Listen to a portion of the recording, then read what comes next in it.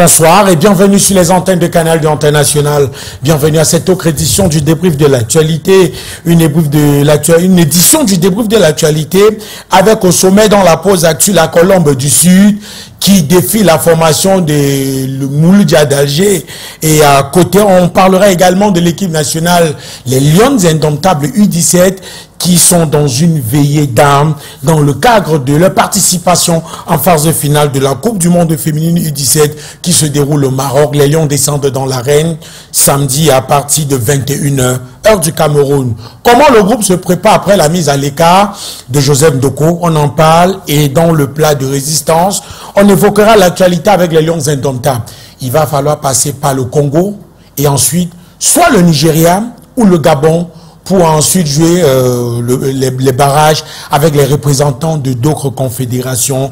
Quelle chance donnez-vous aux Lions indomptables? On en parle avec nos invités, mais permettez-moi d'accueillir ceux qui m'accompagnent dans le cadre de cette autre édition du débrief de l'actualité. Le premier est un ami du service des sports, Billy Otou, nous rend visite ce soir. Billy, bonsoir. Bonsoir Mathieu, bonsoir à tout le monde. Tu vas bien? Je vais très bien. Merci infiniment. Autre invité ce soir, Ulrich Tchomo, en service à Foot Azimut.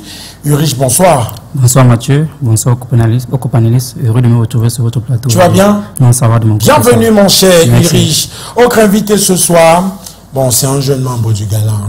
C'est un ami du service des sports de Canal International et Suite FM, Juni Kambo avec nous ce soir. Juni, bonsoir. Bonsoir Mathieu, bonsoir à tous les fidèles téléspectateurs de la chaîne verte et bonsoir à tous nos copanélistes. Comment se porte le projet Foot d'ici d'ailleurs? Très bien, je pense que le projet il est grandissant.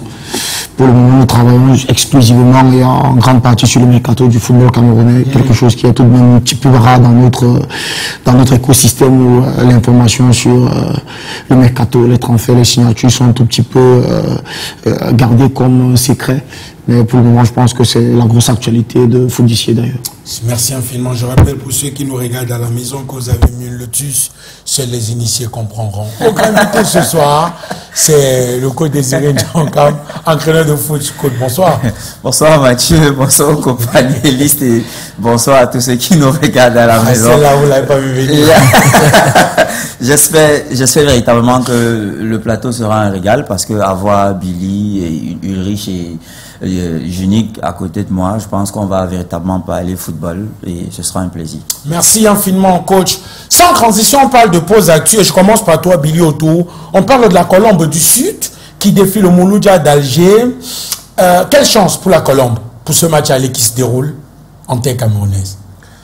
Non mais la Colombe garde ses chances. Okay. C'est vrai que avant le début de cette compétition, on avait pensé que c'est le petit pousset.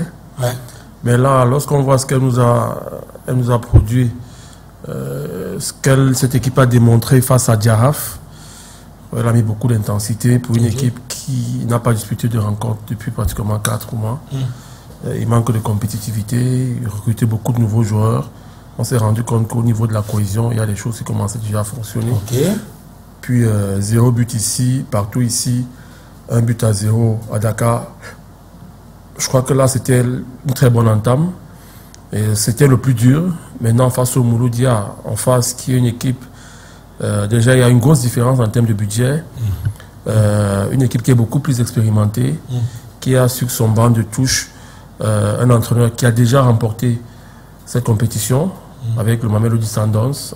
Certes, il est jeune, il a 38 ans, mais il maîtrise la compétition africaine. C'est des éléments qui sont très importants.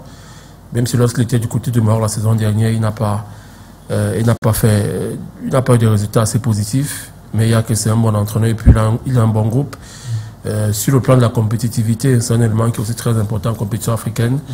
Le Mouloudia, c'est vrai que le championnat a gagné à 7 journées, mais ils en sont à 4. C'est des éléments importants. Donc je pense que la Colombe gagnerait à sceller son sort au match aller, marquer le maximum de buts possible. C'est bien possible. Parce que la machine est déjà bien huilée sur la base de ce que nous avons vu lors des rencontres amicales et bien gérer le match aller parce que nous savons qu'au retour, ça va être extrêmement difficile. On va aller en 30 secondes parce que derrière on parle également des Lions indomptables. Ulrich Tchomo, les 2 matchs de la Colombe du Sud en aller-retour face au Diaraf, ça peut servir? Justement, ça peut servir. Vous savez, lorsqu'on parle dans une rencontre de Ligue des champions de la CAF, on doit quand même aller avec quelques acquis par rapport au match qu'on a disputé face au Giraffe. Je pense qu'on peut quand même avoir une lueur d'espoir avec Colombe. On avait une équipe bien en place avec un staff technique qui sait où ils sont en train d'aller. Donc je pense que si ce travail qui a été fait face au Giraffe se perpétue, je pense qu'on pourra faire quelque chose face au Maloudia qui est quand même un club UP. Mais je pense qu'en tant que petit poussé, on peut quand même aller dans cette rencontre avec l'espoir de se qualifier pour la suite de la compétition. Juni Kambe, quand on regarde la préparation de la Colombe, Biliotou parlait tantôt du recrutement et on parle de son banc de touche. Quel est le plus que possède la Colombe comparativement au Mouloudia d'Alger, au-delà du chauvinisme? Je pense de l'envie. Hein. Je pense de l'envie. C'est une équipe qui a envie de se faire découvrir. C'est une formation qui a envie d'inscrire son nom sur la carte du football africain. Ça a bien commencé avec la victoire du côté du Sénégal face à Giraffe. Mais après, je pense aujourd'hui que la Colombe possède aujourd'hui des acquis. La Colombe a des certitudes, notamment défensivement. C'est vrai que on n'a pas encore croisé une équipe du calibre du Mouloudia, mais après je pense que ce que la Colombe a démontré en interne et dans lequel a démontré sur les 2 premières rencontres, c'était déjà que c'était une équipe très solide, très compacte défensivement, que c'était une équipe capable de mettre de l'intensité de la première à la dernière minute. Maintenant, face à une équipe comme celle-là, la Colombe part avec l'avantage, le léger avantage de jouer le Mouloudia qui sera à huis clos à domicile, parce qu'il faut signaler que le Mouloudia, son stade sera fermé au public. C'est un gros avantage parce que jouer ces équipes maghrébines là du côté du nord de l'Afrique avec ce public qui anime durant toutes les rencontres, il est parfois difficile pour les jeunes joueurs, pour les joueurs qui manquent d'expérience, de pouvoir aller tirer. Après, je pense que la Colombe s'est mieux préparée. Elle a démontré avec son meilleur sparring partner qui sont les Lions indomptables U20 qui sont en stage externe de l'autre côté. Elle se prépare bien et elle a démontré qu'elle peut aller chercher. Je pense qu'il y a de l'espoir et de la chance pour cette formation-là, si jamais elle arrive avec la tête sur les épaules. Désiré Djonkam, il y a eu au sein du recrutement de la Colombe du Sud, un certain Léon Retawambakana. C'est pour ce genre de rencontre qu'il a été recruté. C'est maintenant ou jamais? Difficilement. Je pense que c'est le meilleur moment aussi de pouvoir le faire jouer, mais nous savons tous que ce ne sera pas une tâche facile. Jouer contre le Mouloudia, c'est pratiquement l'une des meilleures équipes du championnat. Mais en jouant à la maison. Si, mais en jouant à la maison aussi, ce ne sera pas évident. Junique nous partageait une certaine indiscrétion concernant les modalités et les formalités dans lesquelles cette équipe-là est en train de se comporter au Cameroun. Être dans ce standing-là pour préparer un match de cette envergure, ce sont des éléments à prendre en considération. Et maintenant, le terrain reste le terrain et la Colombe s'est aussi préparée. Elle a fait une bonne figuration dans le championnat MTN Elite One. Et avec ce match-là contre Giraffe, aller marquer ce type de but au Sénégal, ça peut être quelque chose, ça peut être une source de motivation pour ces joueurs-là de savoir que tout est possible et c'est aussi important. Mais nous savons tous que arriver déjà à ce niveau pour ce club, c'est déjà quelque chose à féliciter. Monsieur, on parle là des Lions indomptables du Cameroun qui sont engagés dans la qualification, qui sont engagés dans la phase finale de la Coupe du Monde U17 qui démarre au Maroc, plus précisément à Rabat, ce vendredi.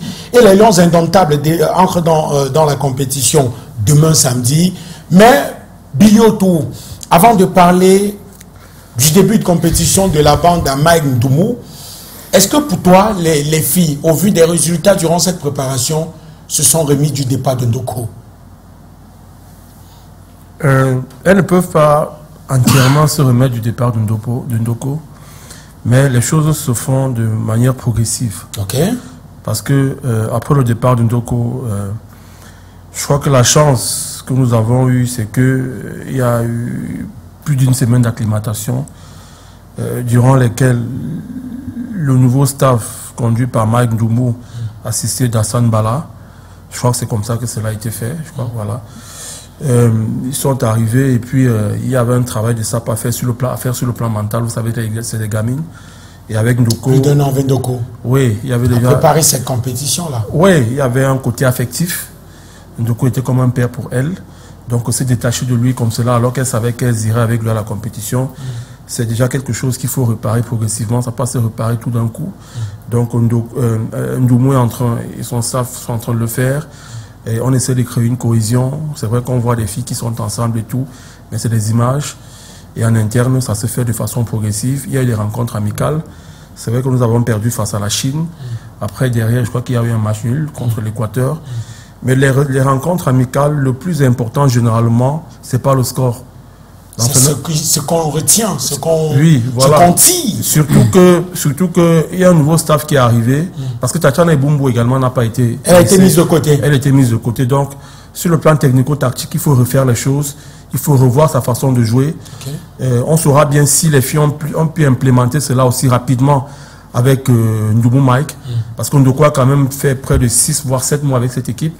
Donc, modifier les projets de jeu comme ça avec des gamines, est-ce que tactiquement, elles ont pu facilement acquérir ce qu'on est en train de leur proposer? On le verra bien lors du mondial. Mais le plus important, parce que c'est une très bonne équipe, la colonne vertébrale est très intéressante. De Jessica Mabou jusqu'à Tiwalis Fresh, en passant par Yolande Zoua au milieu de terrain. Je pense que c'est une très bonne colonne vertébrale. Maintenant, il faut beaucoup plus travailler sur l'aspect mental, pas seulement par rapport à Ndoko, même par rapport à la compétition. Parce que là, c'est un nouvel environnement, c'est une Coupe du Monde, et aucune d'elles n'a jamais disputé cette compétition, je crois bien. Donc, du coup, c'est à ce niveau qu'il faut réellement travailler. Il faut faire fi de ce qui s'est passé avant la compétition et rentrer de plein pied dans la compétition. Si l'environnement est bien fait, je crois que ça pourrait le faire. Je sors par là. C'est vrai que c'est la 3e participation du Cameroun. Je pense qu'on ne demande pas aux filles d'aller remporter, mais au moins de faire mieux pour comprendre qu'on a gravi un échelon, c'est-à-dire au moins sortir de phase de poule. Ce serait bien parce que dans notre groupe, vous avez le Mexique, vous avez la Hollande, vous avez la Corée. Je crois qu'en termes de football féminin, c'est plutôt élevé. Oui, c'est du top. Mais maintenant, on peut sortir de la poule 8e. Car ce serait bien parce que là, on aura avancé comparativement aux deux dernières fois qu'on avait été éliminé au premier tour. Uri Chomo, quand on regarde le timing de l'arrivée de Maïm Ndoumou et Hassan Bala, on a envie de se dire qu'est-ce qu'elles peuvent apporter à ce groupe? Justement, c'est une question qu'on peut tous se poser parce que avec le départ de la mise à l'écart du coach Ndoko et reprendre comme ça un nouvel entraîneur pour ces jeunes filles-là, c'est un peu compliqué de se prononcer sur ce qu'elles peuvent apporter parce que c'est vrai qu'on connaît ce qu'elles ont eu à faire par le passé. On sait que Mike Ndoumou a entraîné plusieurs catégories de jeunes au Cameroun et on a vu le résultat qu'elle a quand même produit. Chacun peut juger, peut le juger de son résultat. Maintenant, c'est pendant la compétition qu'on verra ce qu'elle va nous apporter. Se prononcer comme ça, c'est un peu difficile parce qu'elle n'a pas préparé cette compétition avec ces choses-là. Elle a pris une équipe qui a été préparée par le Kondoko. Moi, je pense qu'elle gagnerait à rester sur les acquis de Kondoko et pouvoir préparer cette compétition sereinement. Pourquoi pas, comme Billy l'a dit, aller un peu plus loin dans cette compétition par rapport aux dernières échéances que nous avons pris part dans cette compétition. On parle des acquis, parlons des qualités de ce groupe. C'est une équipe qui marque au moins un but par match. C'est important de le rappeler, excepté même pas parce que le dernier match face à l'Équateur, c'était justement un but partout. Mais c'est quoi les qualités de ce groupe? Je pense que ce groupe a des certitudes, notamment offensivement avec une joueuse comme Ange Tazanou, qui est très très décisive, qui a surtout marqué de son empreinte. Tiwalis Fresh qui est, je vais dire quoi, le maillon essentiel, même quand c'est compliqué, Tiwalis Fresh réussit tout de même à tirer son épingle du jeu. Je pense que les acquis de cette équipe sont nettement sur le plan offensif. C'est vrai que défensivement, on a des joueuses comme Agogé qui ont un tout petit peu d'expérience, qui sont titulaires dans les clubs en Guinée Super League, mais je pense que cette équipe a beaucoup plus montré de qualité offensive que de qualité défensive. On les a sentis parfois fébriles, mais offensivement, c'est une équipe qui a régulièrement répondu. Maintenant, je vais un tout petit peu tirer sur le projet de jeu dont on parle aujourd'hui. Ici, on parle de projet de jeu. Quand on parle de projet de jeu chez les jeunes, aujourd'hui, il est compliqué de changer d'identité de projet de jeu. D'autant plus qu'on sait que Ndoko, il avait implémenté un système de jeu où le football était léché, on sortait le ballon au pied, on sortait de derrière pour arriver par attaque placée, tout était beau.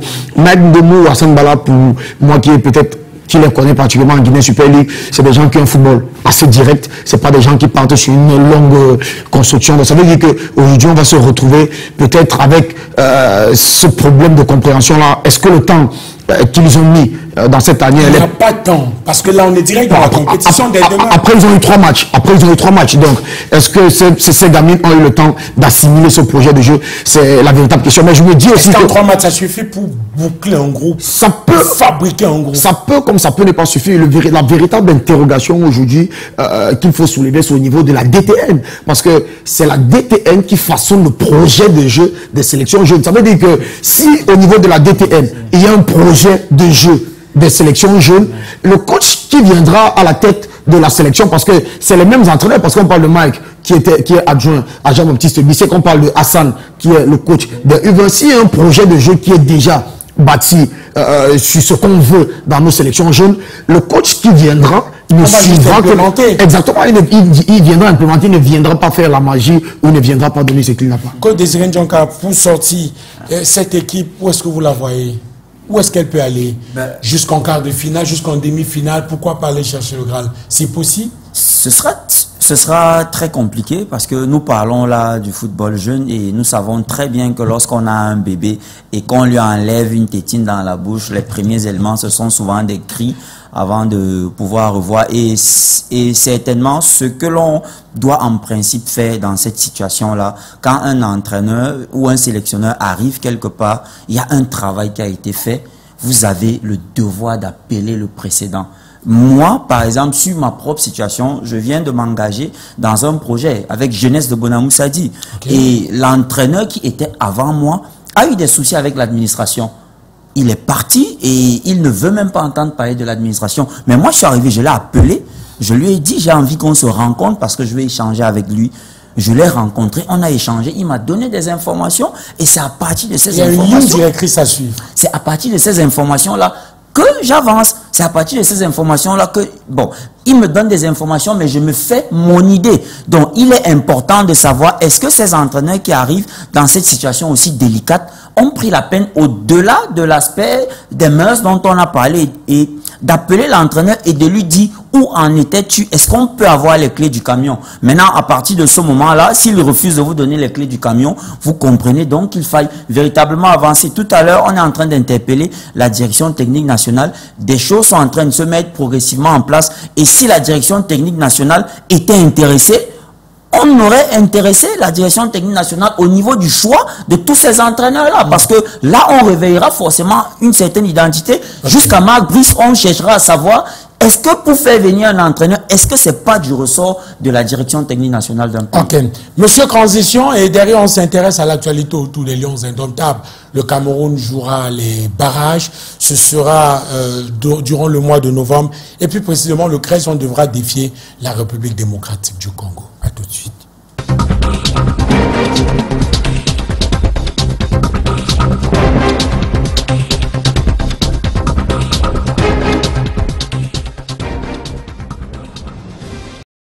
On parle des Lions indomptables du Cameroun, on parle de ces barrages qui débutent le 13 novembre prochain, mais avant.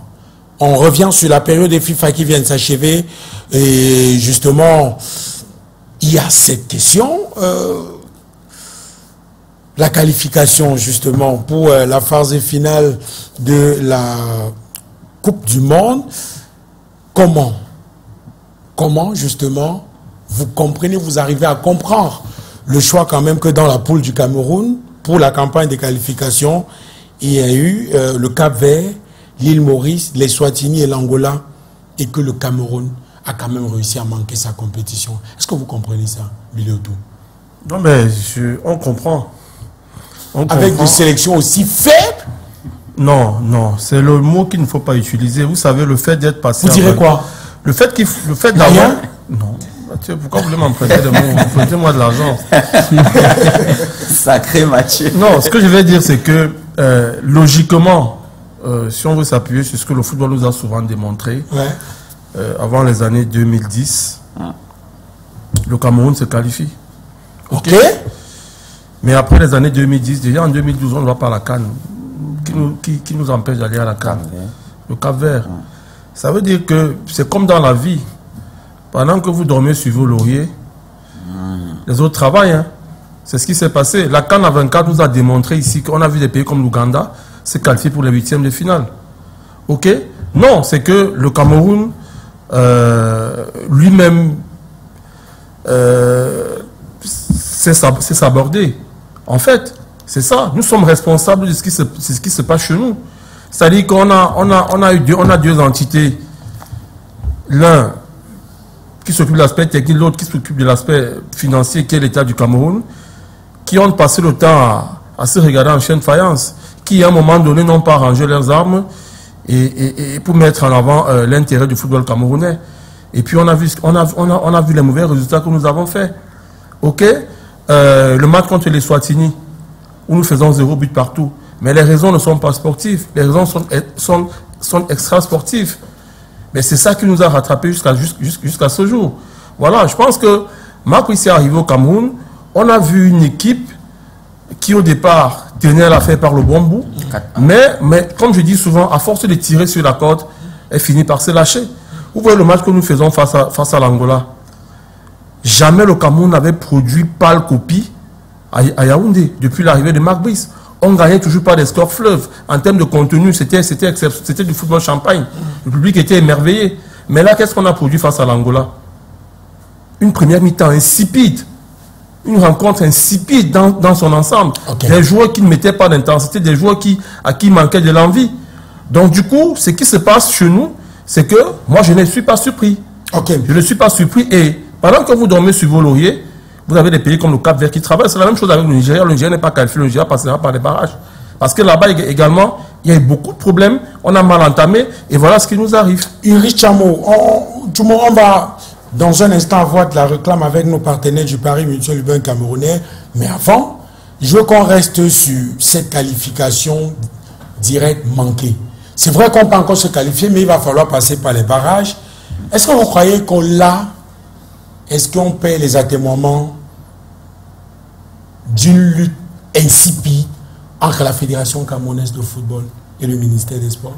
Mais bien sûr, c'est clair que ces résultats aujourd'hui viennent après ce qui se passe aujourd'hui autour de la sélection camerounaise de football. Les Lions indomptables aujourd'hui, depuis quelques mois déjà, il y a beaucoup de polémiques qui tournent autour de cette équipe et préparer des compétitions aussi importantes comme les qualifications pour un mondial. Lorsqu'il y a des polémiques pareilles, c'est normal que ça entache sur les performances de cette équipe. C'est vrai qu'on ne va pas seulement parler de ces polémiques-là, et on peut aussi également mettre à l'actif du staff technique et de ces joueurs-là cette non-qualification directe pour le mondial. Mais je pense que ces différentes polémiques qui ont à chaque fois tourné autour de ces lions-là ont réellement entaché la préparation de ces joueurs-là, que ce soit pendant les voyages à l'extérieur, durant tout ce parcours de qualification. À chaque fois, il y a toujours, à chaque regroupement, il y a toujours eu des polémiques, et je pense que pour une équipe qui se veut sérieuse et qui veut vraiment aller chercher une place au mondial, ces polémiques-là, normalement, ne devraient pas être tournées autour de ces lions, donc normalement, on devrait aller sereinement dans les différentes rencontres. Et je pense que si ces polémiques-là étaient vraiment détournées par autour de ces lions, on aurait pu faire mieux. Maintenant, chacun doit réellement avoir sa part de responsabilité, que ce soit au niveau de la fédération, que ce soit au niveau du staff technique et même au niveau du ministère. Il faudrait que chacun tire ses responsabilités de cet échec et trouver des solutions à ce qu'on ait une équipe sereine avant d'aller à ces barrages qui s'approchent directement le mois prochain. Parlant de barrages, mon cher Jeunique Kambeu, comment réussir notre barrage? Comment réussir ces barrages-là qui s'annoncent combien âprement disputés? Parce que là, le premier match, en attendant d'avoir notre prochain adversaire en finale, ce serait la République démocratique du Congo. Est-ce que quand on regarde la copie servie face à l'île Maurice et l'Angola, on a envie de se dire oui, ces lions-là peuvent aller chercher le ticket de qualification? Oui, c'est une possibilité. Après, on parle tout de même du Cameroun. Hein. Après, on parle du Cameroun, c'est possible. Même si on a été moribond face à l'Angola? C'est pour ça que je dis qu'après, on parle du Cameroun. Hein. On peut aller chercher ce ticket qualificatif, mais à condition que certaines choses soient réglées. Je parle notamment de l'ambiance au sein de la tanière et surtout de l'envie que ces joueurs auront d'aller chercher cette qualification pour la Coupe du Monde. Quand on regarde la copie que nous ont servi ces Lions du côté de Yaoundé, quand je regarde tout ce qui s'est passé dans ce stade, tu te poses des questions et après tu te dis c'est juste de la magie. Je vais vous prendre un exemple tout simple, c'est que au moment des remplacements, Marc Brice sort des joueurs où il n'arrive même pas à contrôler le nombre de joueurs. Il fait sortir Brian Bomo qui sort, il salue quasiment presque tous ses coéquipiers. Après on lui dit monsieur, il faut rentrer sur le stade, vous n'étiez pas censé sortir. Donc vous vous rendez déjà compte que le groupe manque pleinement de sérénité. C'est les images qu'on n'a pas vues à la télé. C'est les images qu'on n'a pas vues à la télé, mais je vous dis, j'étais au stade, tous ceux qui étaient au stade ont vu que tout le monde était surpris. Je vous dis, Brian Bomo sort. Quand on fait les remplacements avec Christian Bassogok, il salue le staff, il salue les joueurs, il va presser s'asseoir. Après, on lui dit non, les joueurs sont à 10 sur le stade. Va compléter, il va se mélanger sur le même côté avec Christian Bassogok qui est en 10. Donc, il y a un gros méli-mélo autour de la sélection. Il faut déjà réparer l'état d'esprit au sein de la tanière pour pouvoir aller chercher un titre. Parce que si ces joueurs-là n'ont pas le même état d'esprit, ils ne peuvent pas aller chercher une victoire si le groupe est autant divisé que nous le voyons. J'ai regardé par exemple la première mi-temps. Vous avez un joueur qui était sans doute le meilleur élément à l'arrivée de Marc-Brice, Carlos Baliba, qui te perd 11 ballons. Et il y a pas un grand frère qui parlait, lui dit, mais petit, qu'est-ce qui t'arrive?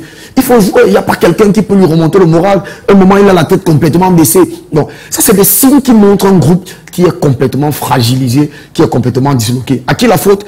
À l'État du Cameroun, à Marc Brice et à la Fédération camerounaise de football. Côte Désiré Ndjonkab, comment on prépare ces barrages? Avec quelle équipe?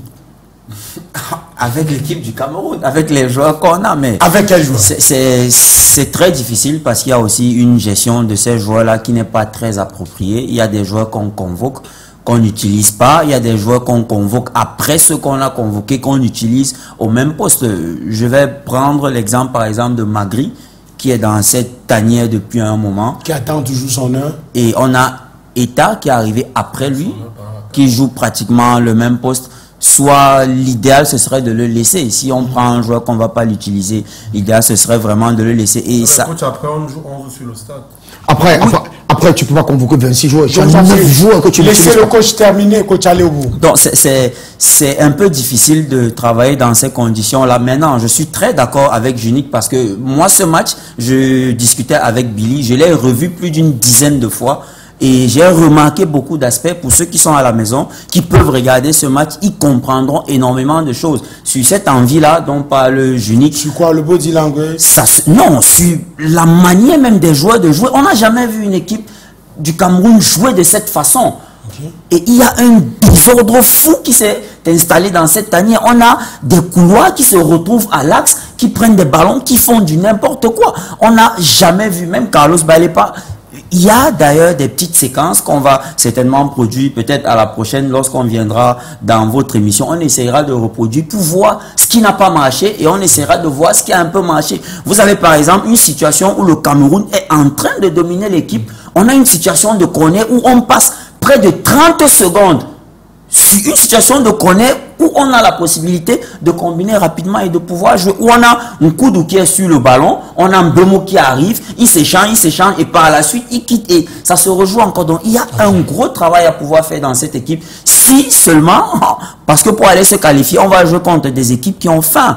On va jouer contre le Congo qui s'est véritablement bonifié parce que depuis un moment, certaines personnes n'ont pas vu le Congo. Mais on parlera du niveau de nos adversaires dans un instant. C'est l'instant consacré aux partenaires de Canal D International, le Paris Mutuel Urbain, direction le studio 2 pour la course des chevaux. A tout de suite.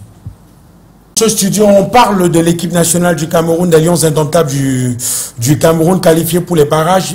Billy Otou, le coach Désiré Ndjonkab évoquait déjà. Billy Otou, Junique Kambe a évoqué succinctement cette crise que connaît l'équipe nationale du Cameroun. Et moi, je te pose la question. Mabrice, a-t-il perdu la main dans la tanière? Ça m'a l'air. Je vous sens embarrassé. Hein? Non, moi, je ne suis pas embarrassé. Okay. Ça m'a l'air. Ça m'a l'air parce que... le match contre l'île Maurice, vous savez, il y a généralement un problème, c'est que on dit, Désiré c'est un entraîneur, les victoires ont plusieurs pères, les défaites sont orphelines. Donc quand vous gagnez, il y a des problèmes qui sont camouflés dans la victoire. Okay. Mais lorsque vous perdez, tout remonte en surface. Et j'ai l'impression que après la défaite contre le Cap-Vert, il y a eu des choses qui sont passées et à un moment donné, il fallait que les gens se regardent yeux dans yeux pour se dire qu'est-ce qui ne va pas. Parce qu'on n'a pas vu une équipe sur le terrain motivée à 300% après avoir encaissé le but face au Cap-Vert. Réaction amorphe. 1 des joueurs, 2 de l'entraîneur. Parce que c'est le coach, il y a ce qu'on appelle souvent le coaching.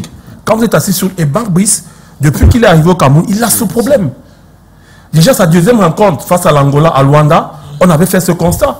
Christian Bassogog, qui parvenait à faire reculer le bloc angolais, il est éliminé en un contre. Lorsqu'il s'est fait mal, il est sorti. Celui qui l'a remplacé, tactiquement, on ne comprenait pas ce que l'entraîneur recherchait.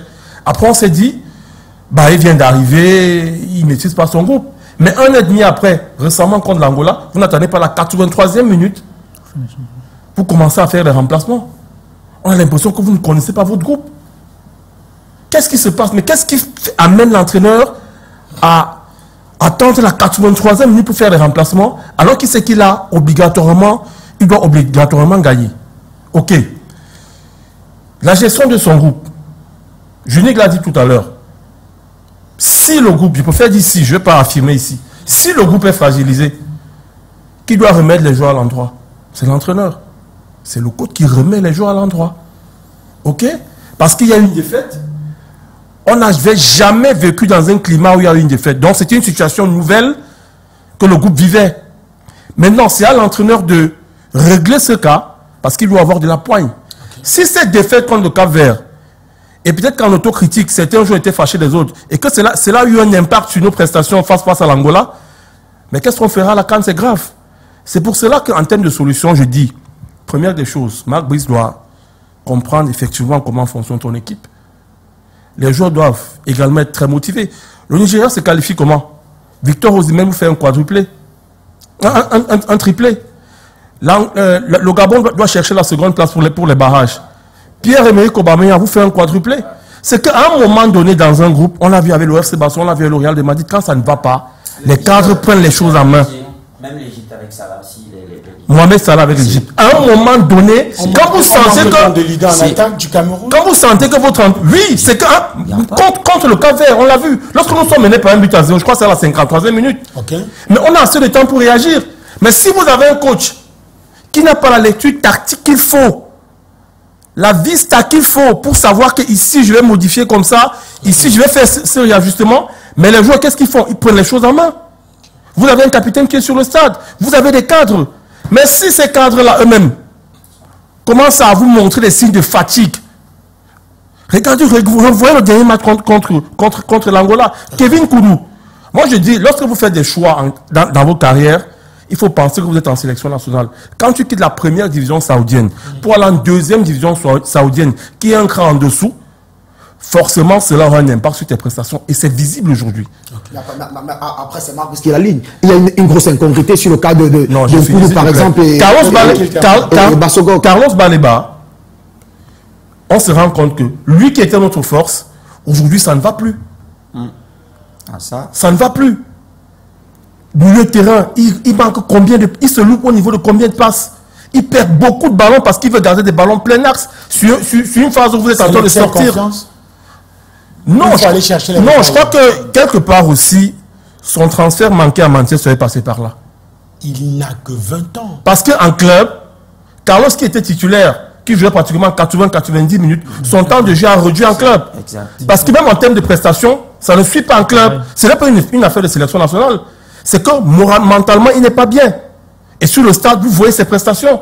C'est pour ça que le coach doit réellement travailler. Je pense que il y a le match contre le Cap-Vert. Okay. Après, il y a la finale. Moi, entraîneur, je dis, nous faisons fi de tout ce qu'il y a autour. Okay. Nous nous concentrons sur notre objectif et nous nous serrons les coudes. Ceux qui sont sur le banc de touche doivent accompagner ceux qui sont sur le terrain. Une Coupe d'Afrique des Nations à 9,5 pour l'Afrique et que le Cameroun ne se qualifie pas, alors qu'en face, vous avez la Côte d'Ivoire, vous avez le Sénégal, je crois que c'est une grosse perte. Si à 5, nous étions les recordman, et qu'à 9,5, nous ne parvenons pas à nous qualifier, parce que pour nous, le Cameroun est recordman, je dis qu'il faut se poser les bonnes questions. Surtout que nous étions dans un groupe où c'était possible d'aller se qualifier directement. Voilà. Ulrich Tchomo, est-ce qu'on n'a pas digéré la défaite face au Cap-Vert? Est-ce qu'il y a encore les conséquences de cette défaite sur les 2 derniers matchs qu'on a disputés, surtout face à l'Angola? Oui, je pense que c'est visible parce que on allait dans cette compétition en tant que favori et surtout le fait que ici à Yaoundé on avait pratiquement laminé le Cap Vert 4-1. On s'attendait pas à ce que on a eu perdre comme ça du côté de Praia. Donc, je pense que cette défaite-là a un peu impacté sur la suite de la compétition de ces Lions indomptables. Et aujourd'hui, vous voyez que c'était quelque chose qu'on n'avait pas l'habitude d'avoir depuis que Marc Brice est arrivé dans cette équipe. Donc je pense que c'était une situation nouvelle, comme le disait Billy, et il fallait beaucoup plus se réadapter et repartir de nouveau après cette défaite. Maintenant, il y a beaucoup de choses qui se passent autour de cette tanière que parfois, même ces joueurs-là, tu te poses la question sur leur état d'esprit. Parce que lorsqu'on regarde ces 2 rencontres face à l'île Maurice et même face à l'Angola ici à Yaoundé, on se demande si ces joueurs-là ont réellement l'envie de jouer pour le maillot camerounais. Donc je pense que il y a l'état d'esprit que ces joueurs-là doivent d'abord avoir lorsqu'ils viennent jouer pour le Cameroun. Quand tu pars dans 2 rencontres qui sont tellement importantes où tu dois chercher une qualification pour le mondial, la façon de jouer pour moi, je l'ai trouvé ces joueurs un peu amorphes. Et je pense que ça part du fait que cette défaite qu'il y a eu face au Cap Vert les a un peu dérangés. Maintenant, on peut remettre en question les choix du coach, on peut remettre en question le plan tactique. Mais je pense qu'aujourd'hui, ça tout a été fait. Maintenant, il va falloir se préparer pour la suite. Pour la suite qui est les barrages, il faudra que autour de l'environnement de cette équipe, qu'on se prépare sereinement et qu'on évite qu'il y ait ces polémiques dont je fais que dénoncer ici et pour qu'on avance vers les barrages en de bonnes conditions. Junique Kambe, une question que vous allez beaucoup aimer. Doit-on justement, après tout ce qui a été dit, faire du ménage dans la tanière lors du prochain regroupement pour éviter toute implosion? Je pense que c'est indispensable. C'est indispensable de faire un véritable ménage dans la tanière en partant par le sommet, pour moi. Quand vous parlez du sommet, vous parlez de qui? De Marc Brice. De Marc Brice, qui n'a pas la maîtrise de son groupe. Moi, j'avais dit dès le départ, quand j'ai vu la façon dont Marc Brice gérait son groupe, je trouvais déjà qu'il avait utilisé la mauvaise approche pour s'approprier le groupe. Il était rentré dans la guerre. Il avait utilisé des joueurs qui étaient en situation délicate, des joueurs qui étaient presque poussés par l'ancien staff vers la sortie, à l'instant d'Aboubacar, à l'instant de Martin Ola, pour en faire de véritables leaders. Aujourd'hui, Vincent Aboubacar est sans clope. Martin Ola, c'est plus le Graal, c'est plus la grosse performance. Il est avec Granada en 2e division. C'est plus des véritables joueurs sur lesquels il peut compter. Donc, les véritables soldats qu'il avait, il ne peut plus compter sur eux. On se rappelle qu'il a utilisé Faye Collins, qu'il appelait régulièrement Faye Collins, qui n'était pas en club. Il avait bâti le statut et le leadership de son équipe sur des joueurs qui n'étaient pas compétitifs. Aujourd'hui, il se retrouve dans la principale difficulté, c'est qu'il ne peut pas les utiliser. Il est obligé d'utiliser les nouveaux. Comment faire donc avec ces nouveaux qui ne peuvent pas avoir le même caractère que les autres? Quand on a passé son temps à être utilisé comme une arme de la guerre, c'est le véritable problème aujourd'hui. Le vestiaire est divisé parce que ceux-là qui savaient qu'ils étaient les véritables leaders, qui savaient qu'ils pouvaient compter sur Marc Brice à tout moment, ne peuvent plus être utilisés à tout moment parce qu'ils ne sont plus tout aussi performants qu'ils étaient à l'époque. Il ne peut plus forcer comme il a forcé il y a cela quelques temps. Ça devient un véritable problème dans la tanière. On parlait de la gestion de l'effectif. Moi, je dis, Marc Brice a toujours des choix incompris. Je vous prends un exemple simple. La saison dernière, Georges Kevin Koudou n'était pas très souvent convoqué avec Marc Brice. Il n'était même pas titulaire. Quand il venait en sélection, c'était compliqué pour lui. Et pourtant, à Damak, il était le meilleur attaquant. Il était l'un des meilleurs attaquants de la Saudi Pro League. C'était la même division avec Christian Bassogho. Mais c'est Christian Bassogho qui était régulier. Christian Bassogho qui jouait. C'est Christian Bassogho qui marquait. Comment comprendre qu'aujourd'hui, où Georges Kevin Koudou a régressé, se retrouve en 2e division, et que ce soit Georges Kevin Koudou qui soit devenu titulaire, et que Christian Bassogho, qui est en 1e division, se retrouve relégué. C'est pas la force du moment, c'est pas la forme du moment. Mais la forme du moment, s'il faut regarder la forme du moment, c'est Christian qui l'a. Okay. Et la preuve est simple. Le match face à l'île Maurice, le joueur, le visage le plus luisant offensif, c'est Christian Bassogho. C'est quand Christian Bassogho entre qu'il réussit à dynamiter cette attaque, qu'il réussit à faire des différences. Mais quand on revient du côté du Cameroun, il n'arrive pas à donner 15 minutes à Christian Bassogho. Il faut attendre la 23e minute pour le voir jouer. C'est des choix qui sont complètement incompréhensible. Autre chose, comment vous pouvez convoquer des défenseurs centraux à la base? Vous avez Koto, que vous avez convoqué comme défenseur central. Bokele, qui sont des joueurs. Bokele, particulièrement pour moi, j'ai beaucoup mal. Moi, je me dis, si je suis Bokele, moi, je rentre en club, je ne viens plus. Parce que vous avez Nutolo, qui a Seattle Sounders, qui joue arrière gauche. Vous le prenez, vous le titularisez à l'axe 2 fois.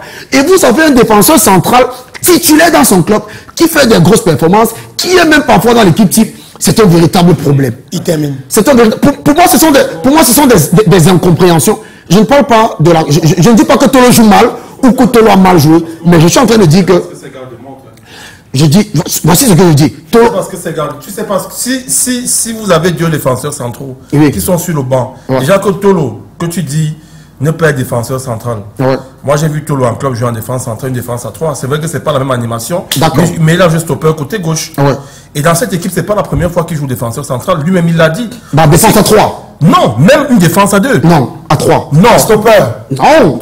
Je te dis une défense à 4. Dans quel match, Billy? Au Cameroun, je vais me souvenir, lui-même il l'a dit en conférence de presse.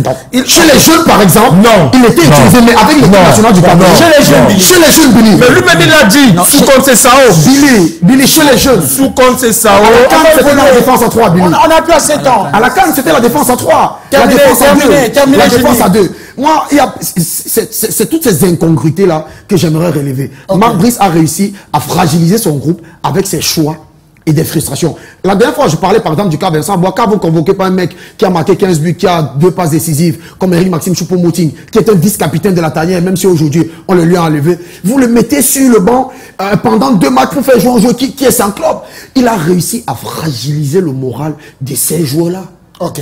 C'est Marc Brice qui a On va réussi évoluer. Pour à sortir. effriter son groupe. Pour sortir, Côte Désiré Ndjonkam, quand on regarde le niveau des Lions, on évoquait tantôt le Gabon, le Congo, le Nigeria, mais le premier adversaire à affronter, c'est la République démocratique du Congo.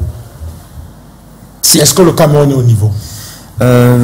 Avec ce qui se passe actuellement, je dirais honnêtement non.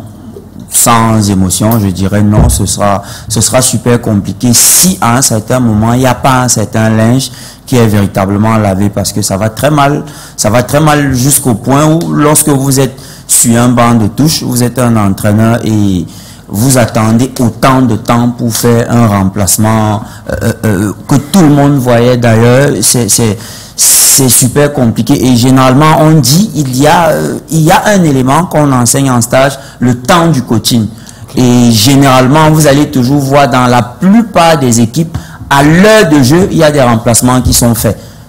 Et on a attendu, c'est pas arrivé à temps. Et généralement aussi, lorsqu'un match est compliqué, parce que moi j'étais pas au stade, j'ai eu la chance plutôt de regarder à la maison. Lorsque la caméra s'est baladée sur le banc de touche du Cameroun quand c'était compliqué, on a vu un joueur comme Dani Namasso qui était presque en larmes. Et généralement, on nous dit en stage que lorsque vous voyez un joueur qui est sur le banc de touche, qui est presque en larmes, vous pouvez l'envoyer sur l'aire de jeu sans même qu'il aille à l'échauffement. Et dès qu'il va entrer, il va pouvoir réaliser de bonnes choses. Donc, s'il y a certains éléments qui ne sont pas pris en considération, je pense que le match contre le Congo, ce sera super compliqué pour le Cameroun. Monsieur, on va sortir en 30 secondes chacun. Vraiment 30 secondes, pas plus, pas moins. 2 joueurs à ramener et 2 joueurs sortis de la tanière. Au prochain regroupement. Non, je ne vais pas jouer à votre jeu. Ok. 2 joueurs sortis. Non, mais je prends mes 30 secondes, je vais parler, non? Je pose la question, tu réponds. Non, tu me demandes pas de couper les têtes. 2 joueurs, non. Je vous demande pas de couper. Oui. Bon, 2 joueurs à ramener. Moi, ce que je vais dire, c'est que... Non, Billy, par contre, Juni Kambe va me donner 2 joueurs à ramener. c'est pas un problème, vous allez jouer à ce jeu avec lui. Ce que je veux dire, c'est que... On demande de sortir la réalisation. On amorce les barrages. Je pense que le coach, le plus important pour lui, c'est de rappeler ses troupes, les amener à être soudés. Nous voulons voir les Lions qui, malgré toute la crise qu'il y avait autour de cette équipe, allez chercher la parvenaient à faire qualification. de très bons résultats. Merci. 2 joueurs entrés, 2 joueurs sortis. Non, je ne vais pas me prononcer là-dessus. Moi, je dirais juste que...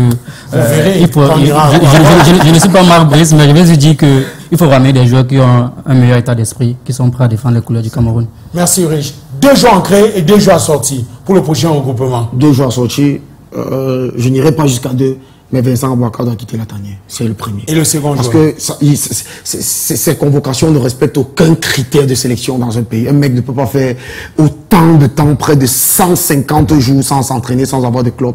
Et il revient, il est en sélection. Pour moi, c'est le premier joueur à sortir. Mais vous avez demandé à ce qu'il ne soit plus titulaire. Le coach a écouté vos propositions et Aboubakar est remplaçant. Je pense que si Aboubakar n'était pas sur le banc de touche, on nous aurait mis peut-être Namasso qui aurait mieux fait. Merci infiniment. Pour vous, c'est quel joueur il faut faire entrer, quel joueur? Déjà, à ramener un très bon défenseur, je prendrais peut-être Harold Moukoudi, qui performe du côté de l'AEK Athens. Et en attaque, vous ne voyez pas Lionel Ateba faire son retour?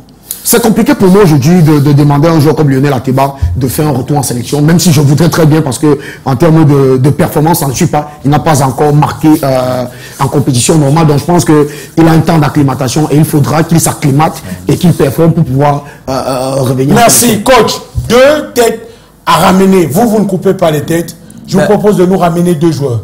Je pense que Bokele, à un moment, on n'est pas en train de l'utiliser et il faut penser à la relève parce que après ces joueurs, après les Michael 24 ans ou 25 ans?